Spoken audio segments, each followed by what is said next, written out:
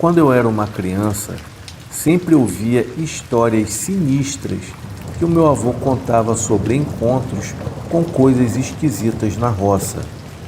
Apesar do medo, eu sempre gostava de escutar e muitas das vezes haviam outros amigos dele que se reuniam para tomar um café acompanhado de uma macaxeira cozida com uma manteiga derretida por cima. Isso tudo na varanda da casa do meu avô.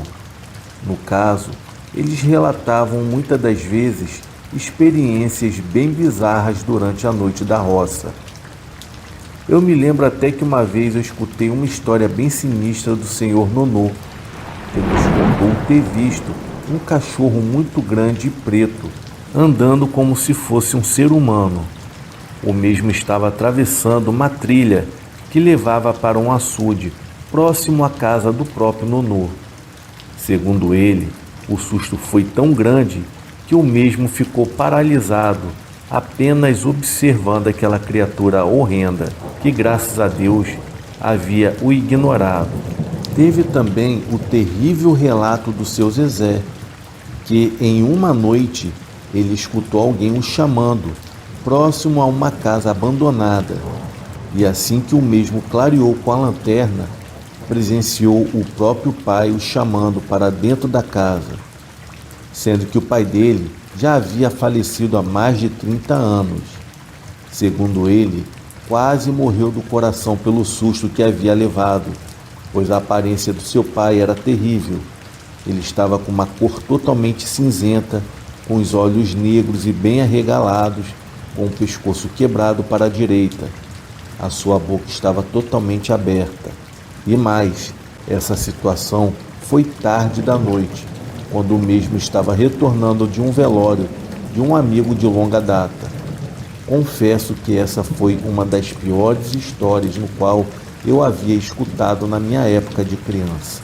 Porém, graças a Deus, eu nunca cheguei a presenciar nada de diferente do normal. Só escutava os barulhos dos animais que rondavam à noite pelo local onde morávamos. Até que tudo mudou. E isso aconteceu quando eu e o meu pai decidimos pescar no lago da casa do falecido Amarildo. Boa noite, o meu nome é Jonas, tenho 30 anos de idade, sou casado e pai de 3 filhas. Moro em um sítio junto do meu pai, minha mãe e minhas 2 irmãs. O nosso sítio fica no interior de Barbacena, em Minas Gerais. Ele fica bem afastado da cidade. Hoje eu irei contar um relato que marcou a minha vida, assim como a vida do meu pai. O meu pai e eu tínhamos o costume de pescar depois do trabalho do nosso sítio, principalmente nos finais de semana. Nós já tínhamos pescado em quase todos os rios, represas e lagos da região, menos em um lago que tinha fama de ser assombrado. O lago era isolado e ficava em uma pequena fazenda abandonada.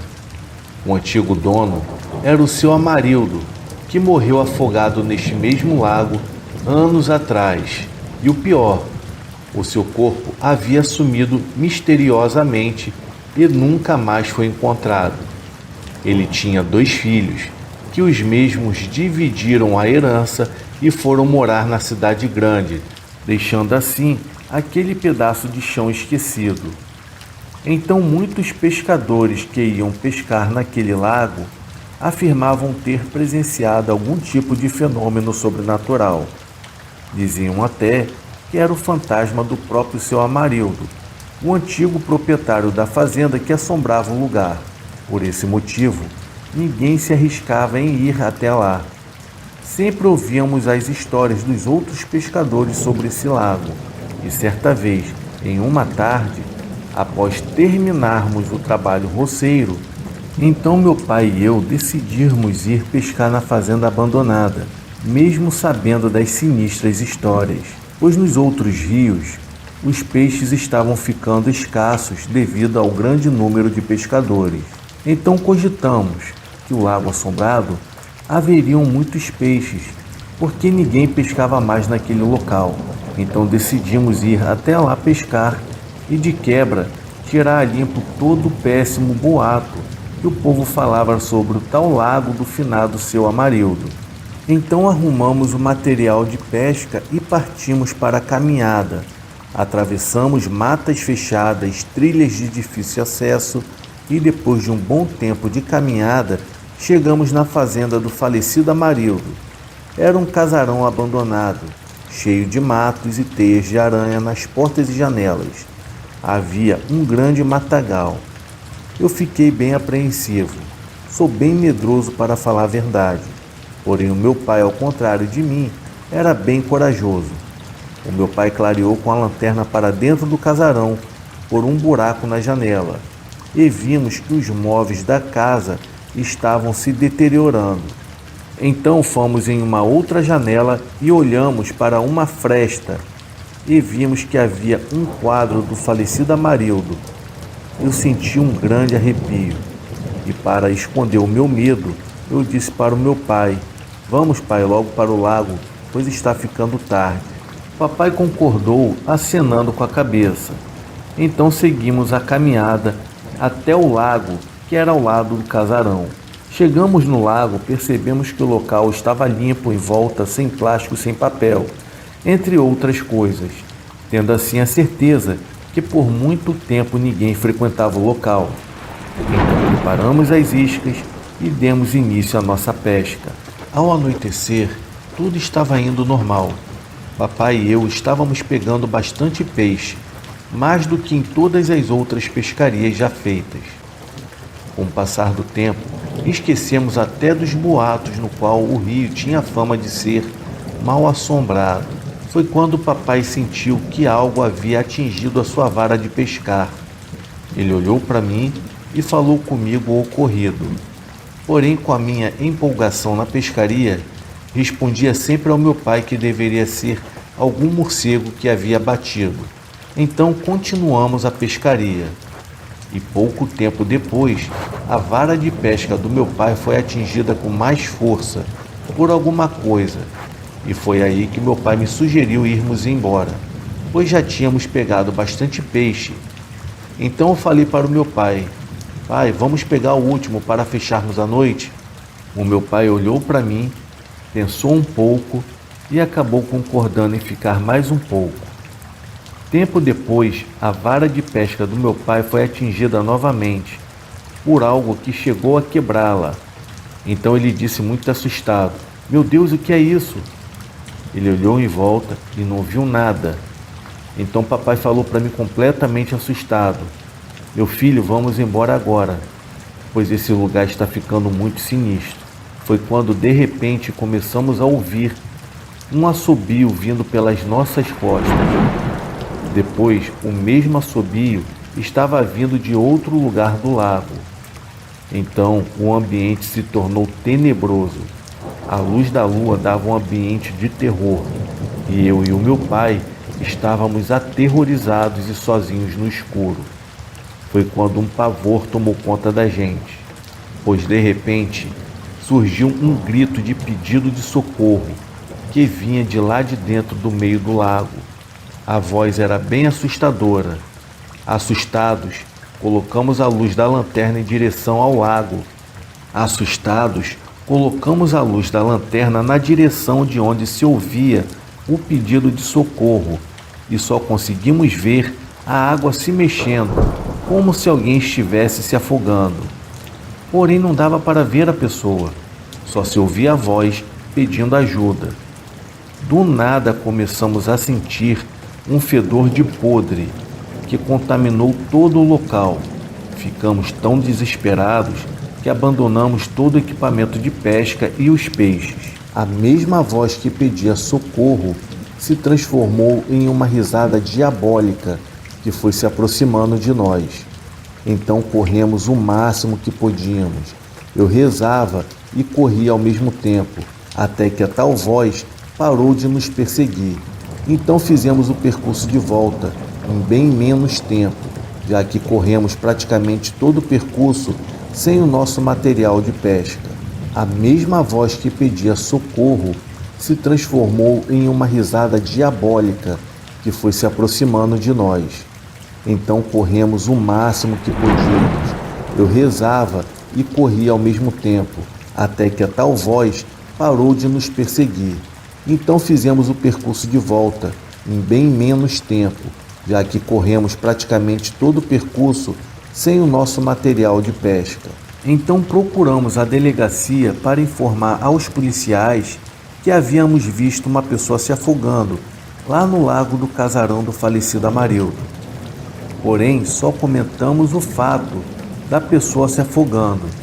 Não falamos das bizarrices estranhas que haviam ocorrido durante a pescaria. Até mesmo que em nossas cabeças os policiais não acreditariam no nosso relato. Foi quando o sargento da polícia, que trabalhava por 10 anos na cidade, nos perguntou se nós não havíamos ouvido algum grito pedindo ajuda. Foi quando eu e meu pai olhamos um para a cara do outro e, assustados, confirmamos para o policial que sim, nós havíamos ouvido gritos de pedido de ajuda. Foi quando o policial nos falou que tem quase 100% de certeza que não havia nenhum afogado lá no lago, pois nós não éramos os únicos a relatar essa situação para ele. Então o policial acrescentou em sua fala: é por isso que ninguém vai pescar naquele local, pois vocês foram mais um dos que não acreditaram nos boatos e acabaram tendo contato com as bizarrices que ocorrem lá no lago do falecido Amarildo. Hoje em dia, meu pai e eu nunca mais fomos pescar naquele lago. Para falar a verdade, passamos bem longe de lá. E quando vamos pescar, damos preferência à pesca durante o dia. Nunca mais ficamos até a noite, depois do ocorrido. Hoje em dia eu posso dizer que existem seres espirituais que se alimentam do nosso medo e que vivem em uma total escuridão.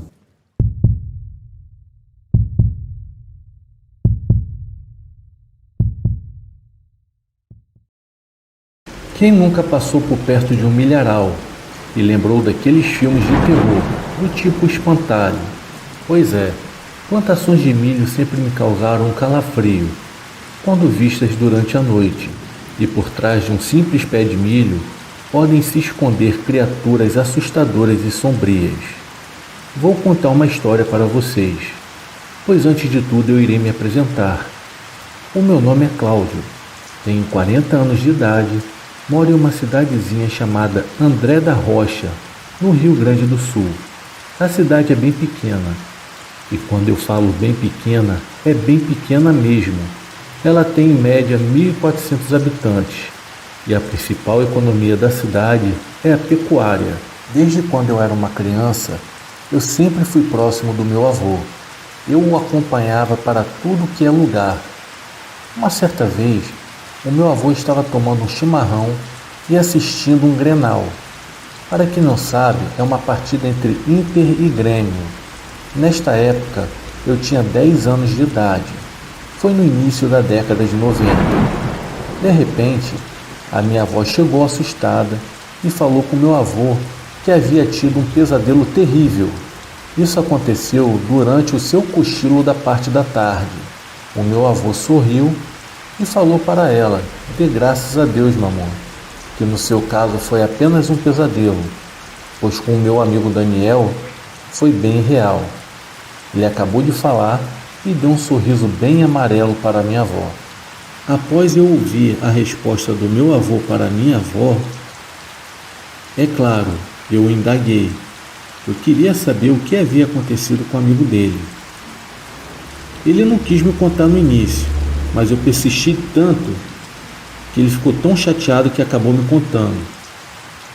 Ele me falou que quando ele era um jovem, o mesmo havia trabalhado em uma colheita de milho junto com seu amigo Daniel, um velho amigo. Naquela época que ele me contou, o Daniel já morava em outra cidade, pois no local haviam boatos contados pelos empregados mais antigos que o milharal era um local assombrado. Por isso que todos os dias, quando o relógio marcava as 5 horas da tarde, Os empregados já arrumavam as coisas e iam embora antes do anoitecer. O meu avô me contava que o Daniel era um cara metido a corajoso.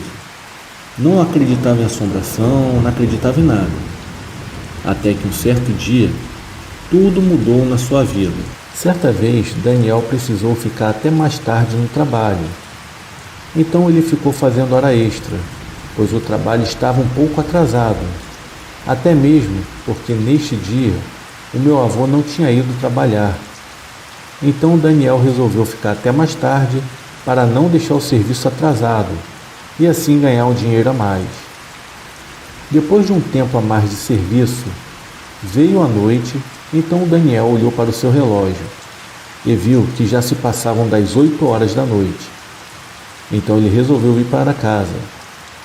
Ele precisava andar 4 quilômetros a pé e de quebra era necessário passar pela estrada do milharal, que diziam ser mal assombrado.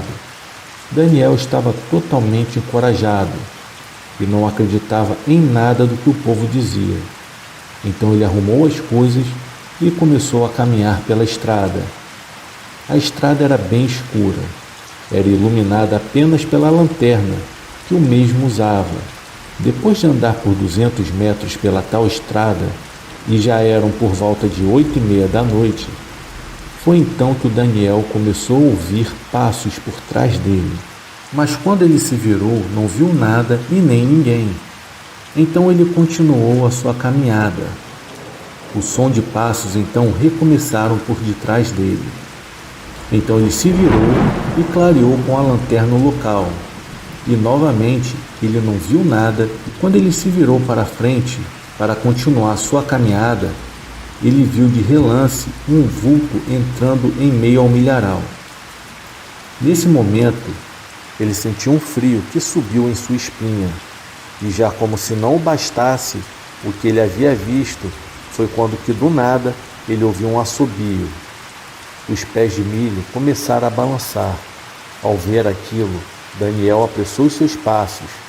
Segundo Daniel, ele tentou se acalmar e continuou caminhando, porém bem mais rápido. 15 minutos depois, ele ouviu um barulho vindo do meio do milharal, como se fossem sons de foices e facões, cortando os pés de milho. O barulho foi se aproximando do Daniel, então ele começou a correr em desespero. Nisso, ele começou a ouvir novamente os passos vindo por detrás dele, sendo que dessa vez eram muitos e que davam a impressão de que eles corriam atrás de Daniel.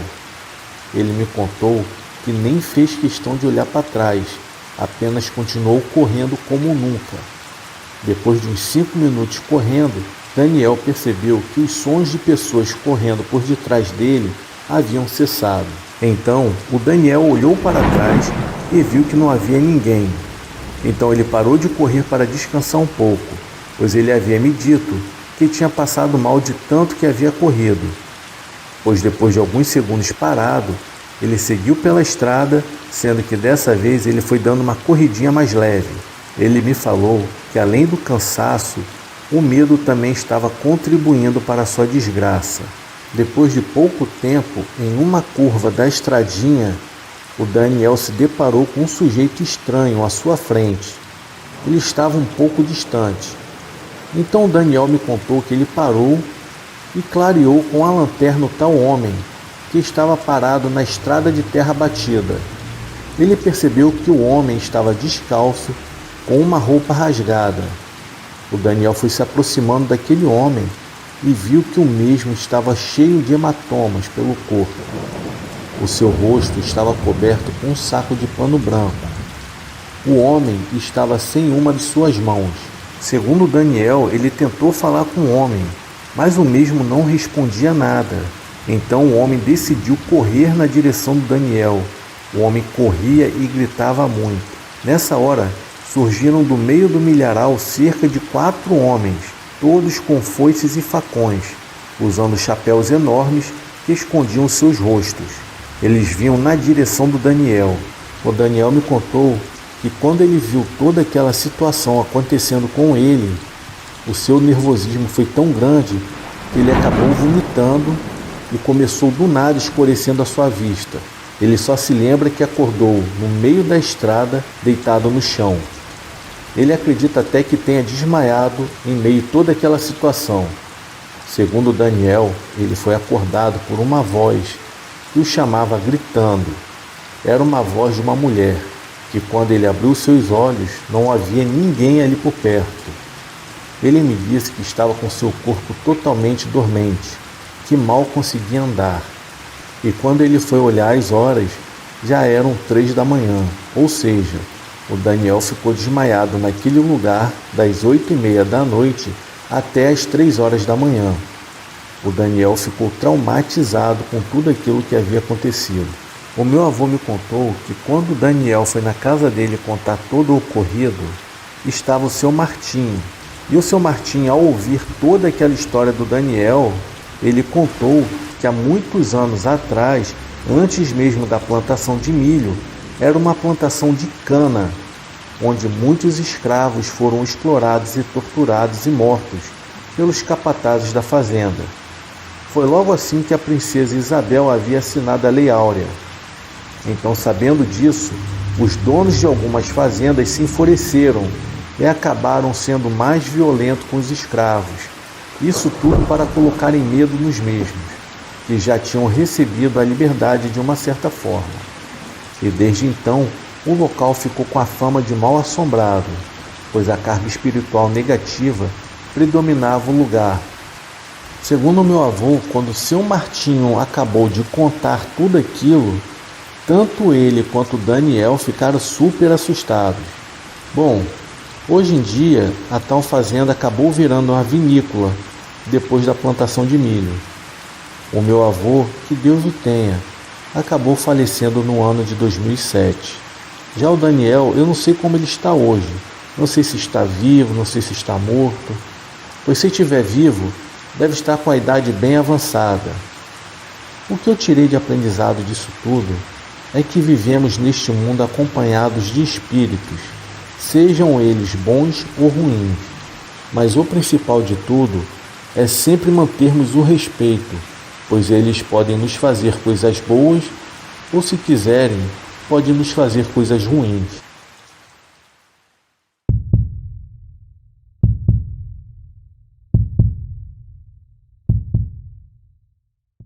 Já era tarde de sábado e os outros meninos que moravam na fazenda Alvorada, no município de Iporá, no estado de Goiás, estavam jogando bola em um campinho improvisado que existia na fazenda.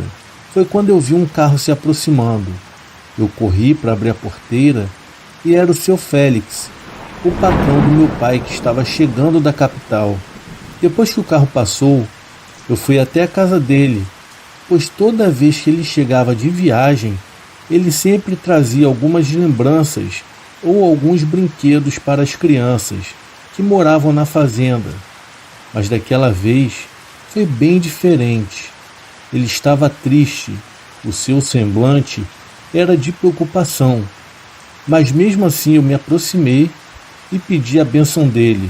Ele não me respondeu direito como de costume fazia. Ele perguntou pelo meu pai e eu falei que o mesmo estava trabalhando. Então ele me pediu para dar um recado ao meu pai, pois ele precisava falar com uma certa urgência com ele. Quando foi a tardezinha, o meu pai chegou na nossa casa.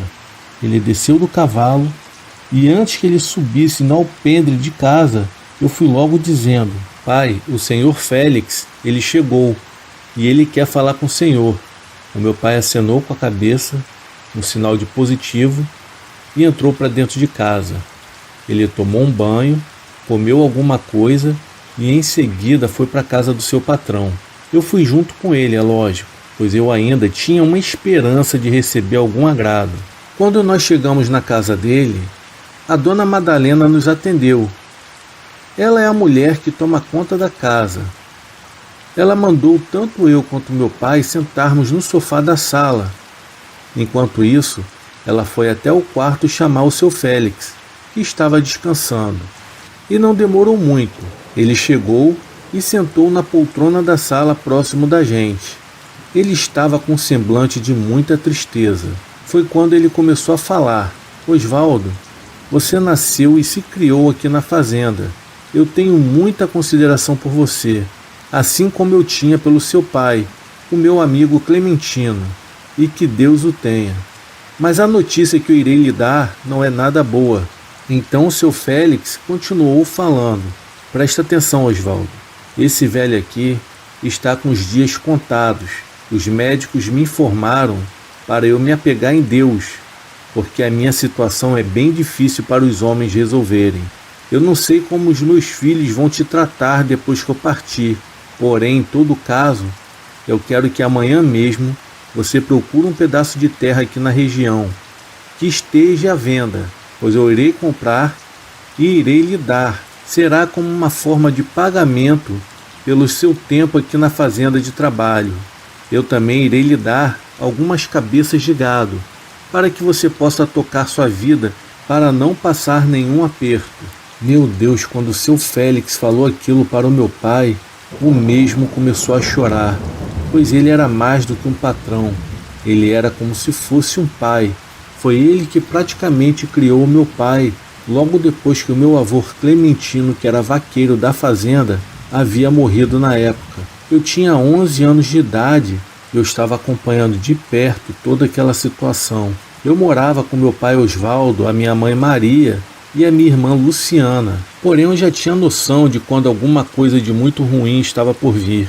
Porém, nos dias seguintes, o meu pai ficou sabendo de um sítio da família Aragão, que ficava perto do sítio do meu avô Raimundo. Esse sítio estava à venda, mas o problema era que esse sítio já estava abandonado há mais de 15 anos. E o pior, ele tinha uma fama de ser assombrado, pois o meu pai não ligou para a fama do local, até mesmo que ele não acreditava em nada do que era dito. Ele foi até o seu Félix e falou sobre o sítio do Aragão.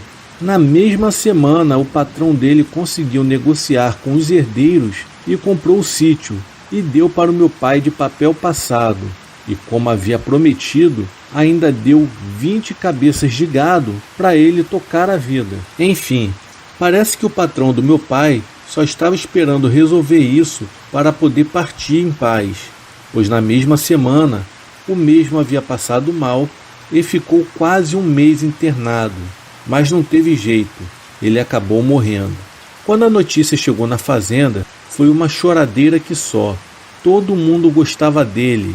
Em um mês após o sepultamento, os 3 filhos do seu Félix se reuniram e decidiram vender a fazenda, pois cada um deles já tinha suas vidas em outros lugares e os seus próprios negócios, e não teriam tempo para cuidar da fazenda. A fazenda foi vendida para o seu Álvaro, um fazendeiro da região. Porém, ele fez questão que o meu pai continuasse trabalhando na fazenda Alvorada, pelo simples fato do meu pai conhecer tudo e ser bom de serviço. O meu pai não titubeou, aceitou em continuar trabalhando na fazenda, mas falou que a gente iria se mudar para o nosso sítio. E é lógico, o novo patrão aceitou. Antes de todos nós nos mudarmos, o meu avô Raimundo, o pai da minha mãe, que é pedreiro, foi com meu pai até conhecer melhor o nosso sítio, que fica em uma área bem grande, medindo 20 alqueires, com um riacho passando ao fundo, com um pequeno curral que ainda tinha uma casa. Por incrível que pareça, a casa até que resistiu bem à ação do tempo. Os antigos donos haviam deixado alguns móveis, e quando meu avô entrou na casa velha, ele sentiu logo um arrepio na espinha e teve a sensação de alguma coisa estava nos observando. Como ele sempre acreditou em coisas sobrenaturais, aconselhou meu pai a derrubar a casa antiga e construir uma nova, em outro lugar. Mas meu pai falou para ele que preferia economizar o dinheiro e fazer apenas uma reforma na casa. E ainda iria aproveitar alguns móveis. O meu avô não concordou muito, porém respeitou a decisão do meu pai. E na semana seguinte, meu pai e o meu avô trabalharam duro para deixar a casa velha do Aragão habitável. Eles consertaram algumas rachaduras, pintaram algumas paredes e reformaram o telhado. Colocaram um piso e a casa já estava pronta.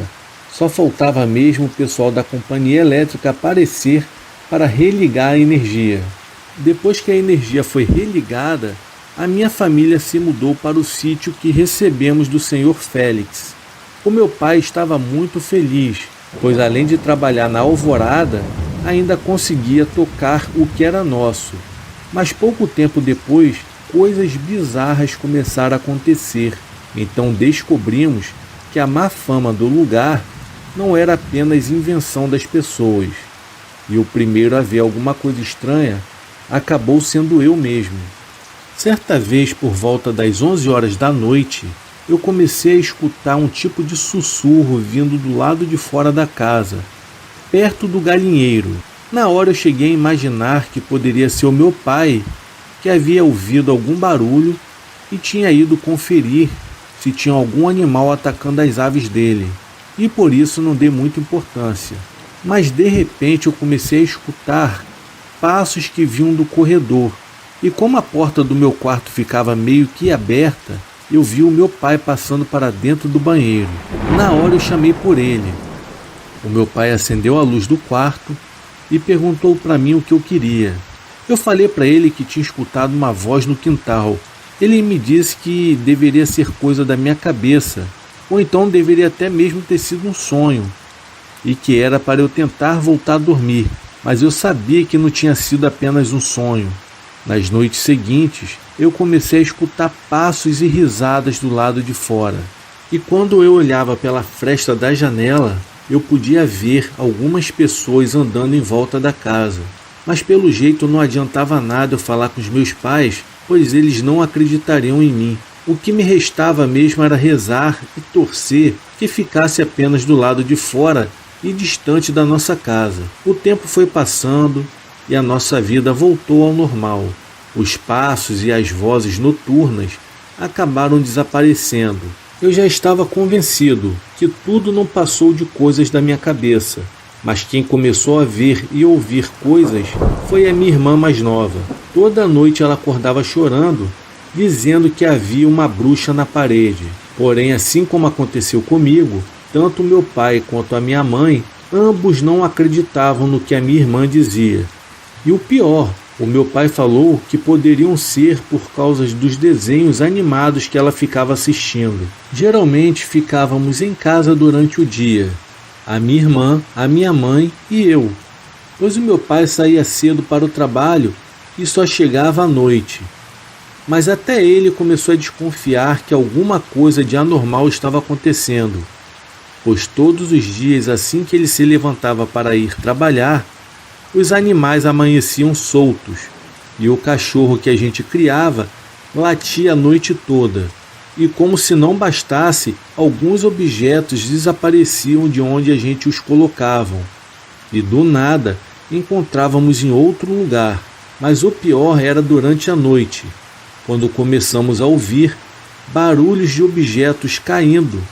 Porém, a culpa sempre ficava em nosso gato. Teve uma vez que em um final de semana bem à tardinha, no início da noite, eu estava na sala assistindo televisão.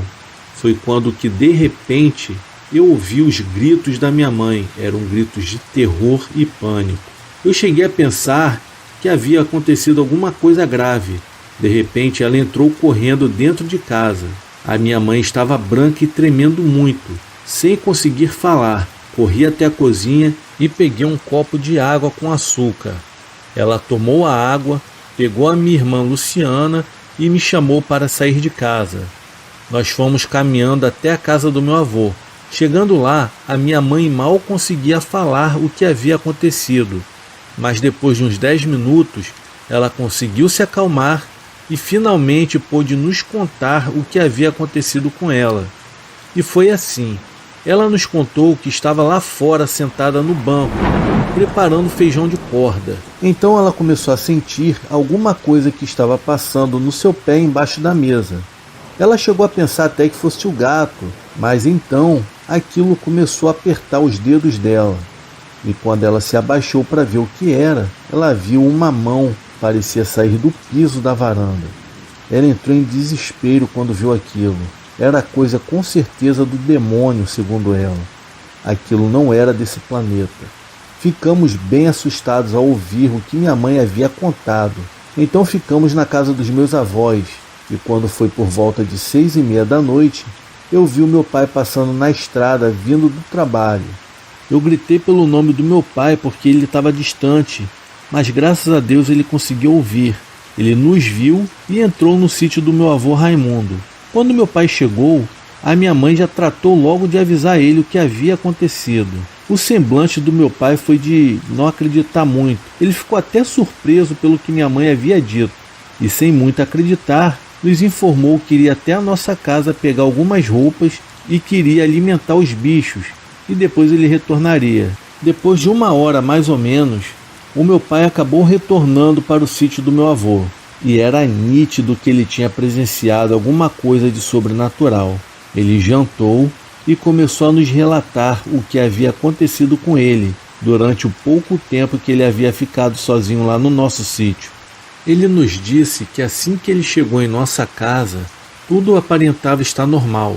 Ele deu comida para os animais e em seguida foi tomar um banho. Quando ele já estava todo ensaboado embaixo do chuveiro, ele começou a ouvir a voz da minha mãe o chamando. Ele chegou a pensar que ela havia resolvido voltar com a gente. Porém, o mais estranho é que ela chamava ele do lado de fora da casa. Ela não entrava, então ele chegou a pensar que havia deixado a porta trancada. O meu pai nos contou que rapidamente ele tirou o sabão do corpo e saiu enrolado na toalha. Mas quando ele chegou na sala, a porta encontrava-se aberta. Então ele foi para o lado de fora da casa e viu que não havia ninguém lá. Então ele retornou para o quarto e quando ele estava se vestindo, o nosso cachorro Tupã começou a latir no fundo da nossa casa.